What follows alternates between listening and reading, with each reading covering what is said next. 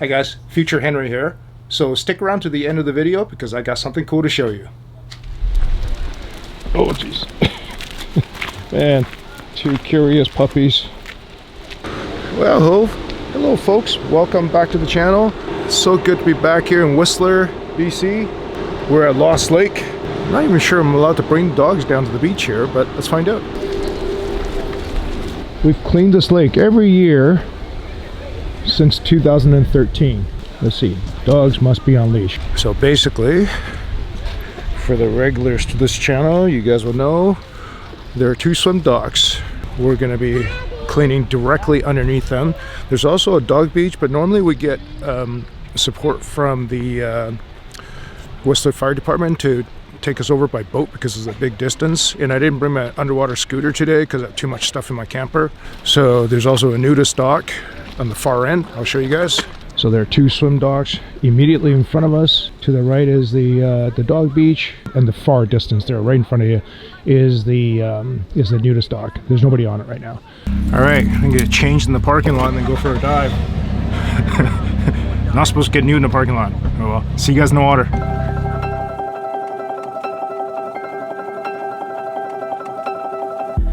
Your touch, feeling numb. Losing sight of your hazy eyes. We talk, sleepwalk in the street of light, falling forward as we lose our minds. It turns me on, we're the only ones. My ugliest truths, I'd only tell you. We run till we lose our lungs. We'll come undone, collapse into one. Your touch, feeling numb, euphoria, losing sight of your hazy eyes. We talk, sleepwalk in the street of light, falling forward as we lose our minds. Waking up with bloodshot eyes, we're intertwined. What happened to time? We rush, we're running blind before we decide what's wrong and what's right. Your touch, feeling numb, euphoria. Oh man, that was a fun dive. So many sunglasses, ridiculous amount of sunglasses. Golf balls, lots of golf balls. So last year I was out here and I posted a video of post dive and all the golf balls and from this lake. And some lady that lives here, local, and she said she was walking up on the trail here one day and there's this old guy, right? And he was hitting golf balls into the lake. And she says, hey, what are you doing? Stop hitting golf ball into the lake. You're polluting. And the guy just loses it. Mind your own goddamn business. I can hit golf balls in the lake if I want. And she just went, oh my God, the guy was so off the hinge. She just walked away. So yeah, old man, old guy, you're a dick. Stop hitting golf balls into the lake. Good job. You guys are good girls, huh? Everybody loves you. Pulled out over the years. I can't remember the exact number, but somewhere around 35,000 pounds. All right, there we go. 37 pounds of garbage. Lots of golf balls. 32 golf balls, 15 regular size beer bottles, drink bottles, and one large one. 53 cans. I think Couple of paddles, pants. 103, 53. No, that's more than 53. 53 cans. Never. So it really hurt. Lots of sunglasses. And one probably functional iPhone 12. I gotta go deal with that later. All right, internet. I got a project for you guys. So every time we come to a beach, we do a cleanup like this. We leave the trash, usually for the municipality, the city, whatever, the governing body to come and pick it up, whether it's BC Parks or whoever does that. The garbage might sit there for an hour, 2 hours, 3 hours, whatever. And I personally find that to be a fantastic educational moment, because as you can see, people are just looking at the garbage going, oh my God, what a horrible thing. Yeah, great. Okay, so we're gonna leave, but that garbage will sit here for a little while until the city comes. So I'm curious.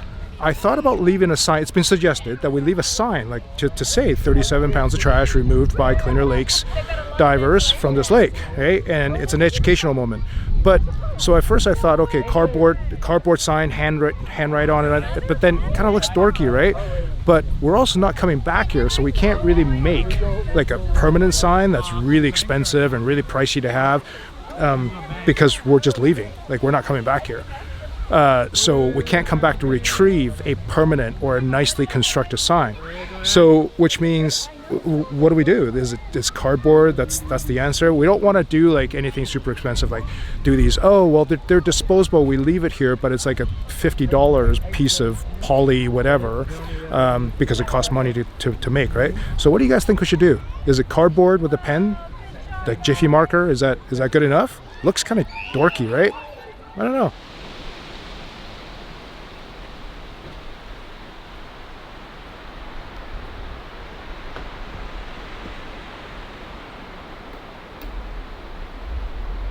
Well, we've arrived at camp. We're running along whatever the forestry road is, and we're now at the third camp spot that we went to check out. First one was Strawberry Point, and then second one was Twin One, and then this is the third one, Lizzie Bay. And so the plan was actually to dive in this lake, Lillooet Lake. But not sure if you can actually see, but it's like completely the color of mud because of the glacier runoff. So no diving, but that's okay, not a big deal. So yeah, we kind of pulled up in the biggest, because we got two vehicles, so kind of pulled up into the one pad that could take two vehicles. Lots of the other sites were actually on the water as well too, but they're just too skinny. So time to go set up camp and drink a beer. There's a lot of mosquitoes here, like crazy amount. So I had to spray myself down, which I don't like doing because it's icky. And can't start a fire to keep the bugs away either because it's the fire ban's on. All right, time to set up camp and enjoy a beer. Gotta unpack all of my dive gear just to use my camper. That's the one downside. So the camp's all set up. First aid kit. For my for people who have followed the channel for a little while, some of you guys might remember the video where Daisy, actually twice in two different videos, Daisy cut her paw, and there was one video that I tried to actually patch her paw up with my first aid kit, and I just didn't have enough stuff with me that was big enough because everything I have is all personal. So I just received for a gift on my birthday a little while ago a whole bunch of dog specific first aid stuff. So there's tick remover, which you could use for humans as well too, but there's tick remover in here. There's these latex paw pads, so that if we bandaged it up and wrapped it all up, we could actually slip this over her paw, which I've done before. And there's a little bit, there's like these giant wraps that are meant for dogs. There's some, this is a foul stick protect. It's actually meant for their pads. It's like a balm for their pads. Wound and skin care for dogs. There you go. That's for dogs. My wife found a bag for this, which is really good. What I want to do is I want to just either get a patch or maybe just draw something on here to signify this is for pets. And this is also on my dash. Check this out. This is my buddy's brewery, Fraser Mills. I've talked about them before. Lillooet Lake. I phoned him. I said, hey, you should have called this Lillooet Lake cleanup dive, and then gave me credit for it. All right, so dinner time. It's I'm grilling a couple of sausages here. These are from a local organic butcher. A couple of sausages, and Otto is grilling, I think, sausages as well too. But I'm gonna do a burger and one sausage, and don't tell the kids, but they're getting a sausage too. What you got there, Otto? Oh yeah. Oh, that's a heck of a smell. So I just asked those other guys. So basically, we're, for the people who are familiar with the area, we're at just the north end of Lillooet Lake, just outside of Lillooet, and to the north of us, to the northwest of us, is the Hurley. That's a route. So I think tomorrow I proposed it to those guys and they get their game for it. So I think what we'll do is I'm going to take them over to the Hurley. I'm going to drive up towards Darcy, and I think their COVID roadblock is probably gone. It would be a problem if it isn't gone. I'm going to take them over and take them up the Hurley along Carpenter Lake, and then either camp on the lake bed or go over to Gun Creek. And I've posted a video about that before, but they've never been, so Otto and Karen. So I think we'll take them that way. There's nothing to dive over there. We could go to Gun Lake and dive, but it's super steep, like crazy steep to get down there. I have no interest in doing that. When you're camping on the lake bed, Carpenter Lake bed, you're really far from the water. So yeah, either way, but it'll be a nice drive though. So yeah, take you along for the ride. That was a beautiful day. I think I'm just gonna sign off now and enjoy my dinner, cook my dinner, enjoy my dinner, give one of those sausages to the dogs, Daisy and Maggie. They're gonna love it. They keep looking at me. But yeah, have a quiet night and go for a drive tomorrow morning.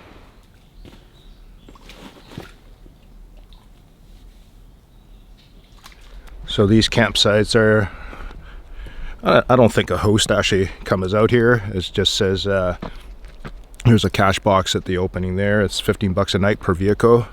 So I'm gonna go over and pay my camp fee. We're gonna take off in a bit after I pack up. But so we're at the very end. I'm walking to the camp, to the cash box, but mostly just show you the camp. So this is the end of the loop. At the very end here, there's like one camp spot, but it's big enough to fit 2 vehicles. And then you can actually walk into the trees, and it's a whole plateau over there. And it looks like people have been trampling that area, so you can bring your tents in there. And you know people have been there because there's toilet paper everywhere, which is really unfortunate because it's a super nice outhouse right over here. So there's a couple of other sites right here. Looks like you can park your vehicle right here, and then you probably tent closer to your picnic table. And then this one here, same thing. You can see this one a little bit better. Like,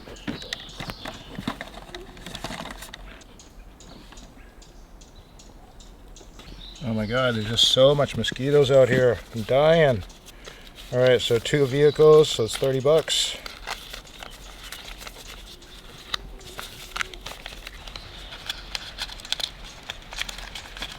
It's COVID time, so I don't want to lick this.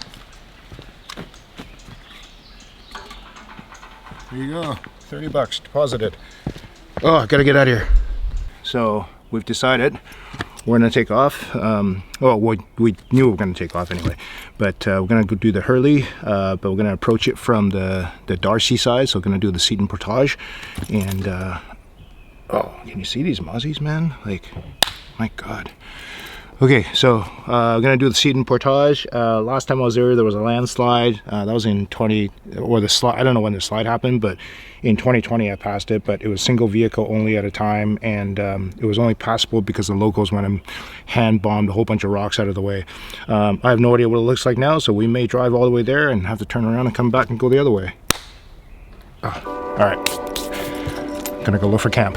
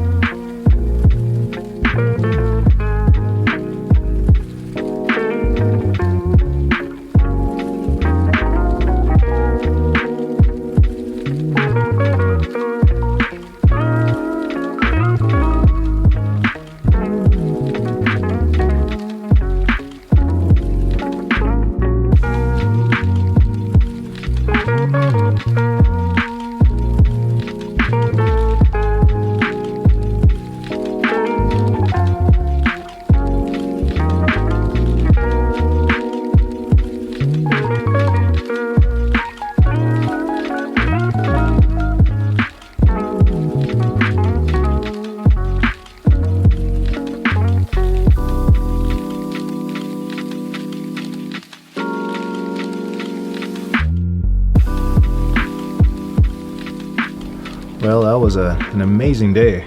Yeah, obviously change of plans.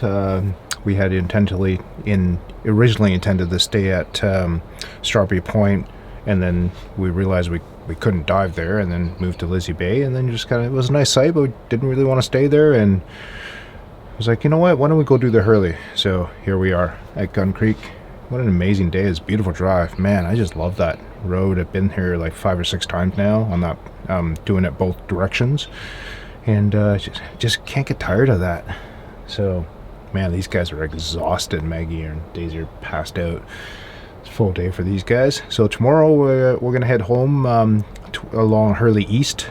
Gonna go to that pub, and apparently it's under new ownership, so we're gonna go check it out, and maybe they're open, maybe they're not. I mean, it is midweek, so who knows. But if they're open, we're gonna try to support local and go get a burger or something. All right, okay, see you tomorrow, guys. Oh man, so funny that when we're along the coast, so this is more towards Pemberton Valley and so on, it was like 27, 28 degrees, whatever it was nice and warm. But here last night it was 16 degrees, 10 degrees cooler, and only because you're in the mountains. And of course I didn't bring anything warm because it was like, it's 30 out, why would I bring anything warm? So silly. I have a pair of jeans with me, but I don't have a long sleeve, nor do I have a jacket. Didn't even bring a rain jacket because it wasn't in the forecast. We're in the mountains, should have brought a jacket. Oh well.